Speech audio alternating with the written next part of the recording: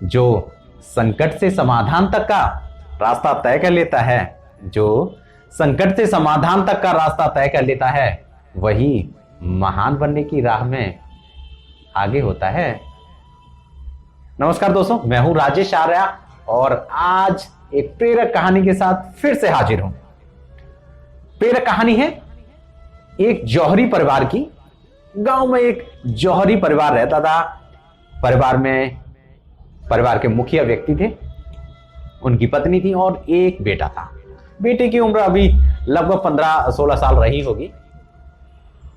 अच्छा वक्त चल रहा था, घर अच्छे से चल रहा था, परिवार में खुशियां थी।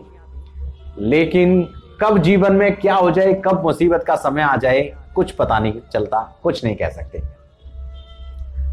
जो व्यक्ति थे, जौहरी का काम करते थे, अचानक से बीमार रहने लग गए। बीमारी बढ़ती जा रही थी। बीमारी ऐसी हो चुकी थी जो लाज थी, जिसमें पैसा बहुत लग गया, काम बंद हो गया था और इस लाइलाज बीमारी में सेहत जा रही थी। फाइनेंशियल जो सिचुएशन थी वो भी डाउन हो रही थी।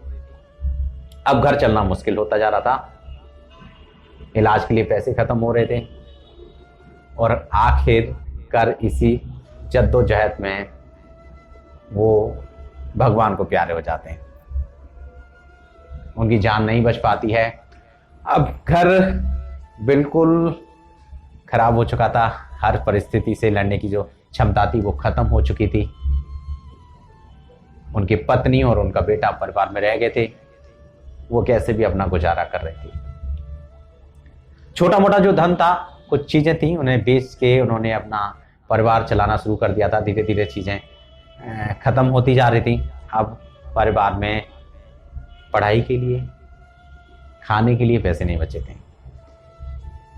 ऐसे में उस महिला ने कहा अपने बेटे को कि बेटा, मेरे पास एक हीरे का हार है, आप इसको लेके अपने चाचा के पास जाओ जो जौहरी का काम करते हैं, उन्हें ये हार बेच दो तो कुछ पैसे आ जाएंगे जिससे हमारा जीवन यापन हो पाएगा, तुम्हारी आगे की पढ़ाई भी हो पाएगी।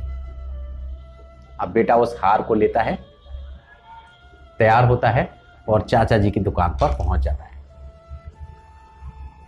चाचा जी देख के बड़े खुश होते हैं, कहते हैं बेटा कैसे आना हुआ। तो ऐसे में वो बताता है कि चाचा जी, मम्मी ने भेजा है और ये हार लेके भेजा है, कहा है कि चाचा जी को ये हार बेच के आओ, जो पैसे मिलेंगे उससे घर चलाएंगे।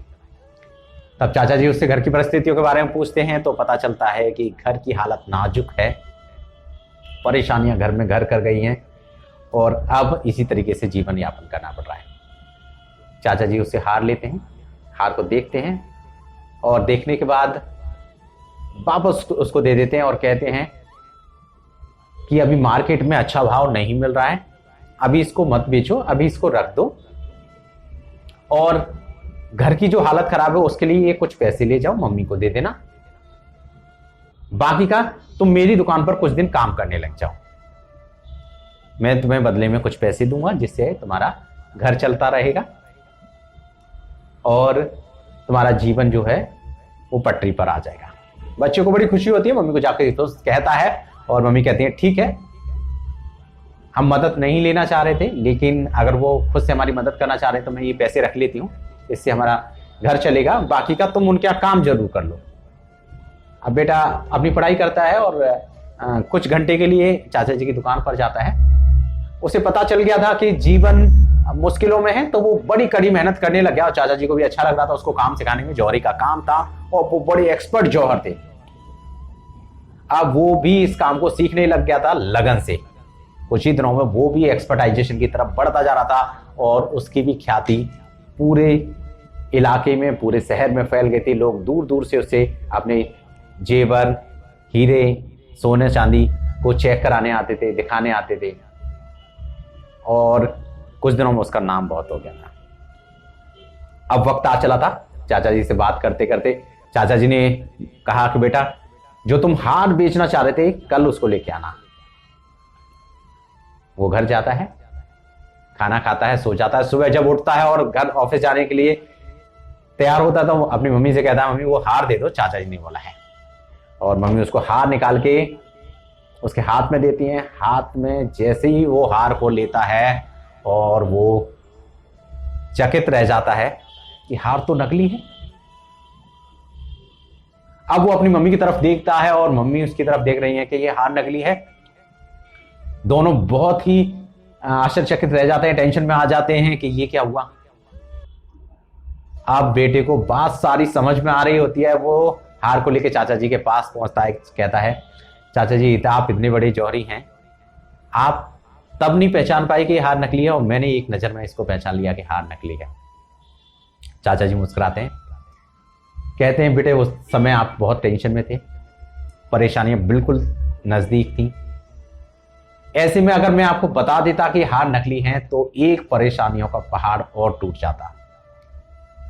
परिवार पहले ही बिखर चुका था हर तरफ से, और एक ये जो आस थी वो भी खत्म हो जाती तो आप पर, आपके परिवार पर, आपकी मम्मी पर बहुत बुरा असर पड़ता। इसीलिए मैंने उसे ये कहकर वापस कर दिया कि हार वापस रख दो, बाद में से इसको बेच देंगे जब भाव ठीक होगा, जबकि मुझे पता था कि हार नकली है। लेकिन अब हालत सुधर चुके हैं, तुम्हें बुद्धि अच्छी हो गई है, तुम्हारी घर की परिस्थितियां ठीक हो गई हैं, अब बिल्कुल तुम शांत हो, अब तुम्हें ये वाली बात समझाई जा सकती है। इसीलिए मैंने सही समय देख के सही बात कही है। अब उस लड़के को सारी चीज समझ आती है और उसे फील होने लगता है कि चाचा जी बिल्कुल सही कह रहे हैं। अब उसका हार से मोह खत्म हो जाता है, उसे कोई फर्क नहीं पड़ता हार असली है या नकली है, क्योंकि उसका घर भी चलने लग गया था और उससे जानकारी भी हो गई थी और वो पैसे भी कमाने लग गया था। तो यही सही समय था उस हार के बारे में जानने का। अब वो घर जाता है और मम्मा को कहता है कि कोई प्रॉब्लम नहीं है, हम पैसे कमाते हैं, हमें नकली और असली हार से कोई फर्क नहीं पड़ता। दोस्तों, इससे सीख मिलती है कि जब आपका बुरा वक्त होता है तो कई सही बातें भी आपको गलत लगने लगती हैं। इसलिए जब आपको लगे कि आपके साथ कुछ परेशानियां हैं, कुछ टेंशनें हैं, तो आप उस वक्त को टाल दीजिए। कोशिश ये करिए कि उस वक्त में ज्यादा से ज्यादा चीजों को इग्नोर किया जाए, टेंशन ना ली जाए, ज्यादा बातें ना की जाए, क्योंकि जब सही वक्त आता है तो वो अपने आप से आता है, खुद से आता है, और सही वक्त में सारी चीजें, सारे डिसीजन सही होने लगते हैं। ये थी एक प्रेरक कहानी जिससे आपको प्रेरणा मिल सकती है कि आप भी सही वक्त में सही डिसीजन लें और बुरे वक्त में ज्यादा चीजें ना करें, शांति से उसको काट दें। तो ये थी एक प्रेरक कहानी जो मैं आपके लिए लेके आया, और ये प्रेरक कहानी जो ली थी वो ली थी बड़े चलो पत्रिका से। जी हाँ, बड़े चलो पत्रिका के ये फरवरी 2021 के अंक से ली गई कहानी है। और मैं हूं राजेश आर्या, ऐसी कहानी लेके फिर से आता रहूंगा।